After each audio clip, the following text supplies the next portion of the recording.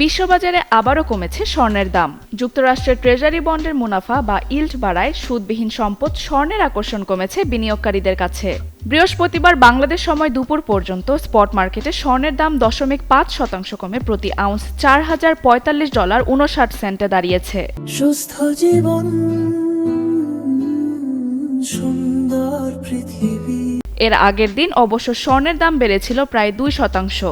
বিশ্লেষকদের মতে মূল্যস্ফীতি নিয়ে উদ্বেগ বাড়লে যুক্তরাষ্ট্রের সুদের হারও বাড়তে পারে। এতে ট্রেজারি ইল্ড বাড়ার পাশাপাশি স্বর্ণের দামের ওপর আরও চাপ তৈরি হতে পারে। এদিকে ফেডারেল রিজার্ভ সুদের হার অপরিবর্তিত রাখায় বিনিয়োগকারীরা এখন তাদের পরবর্তী সিদ্ধান্তের দিকে তাকিয়ে আছেন।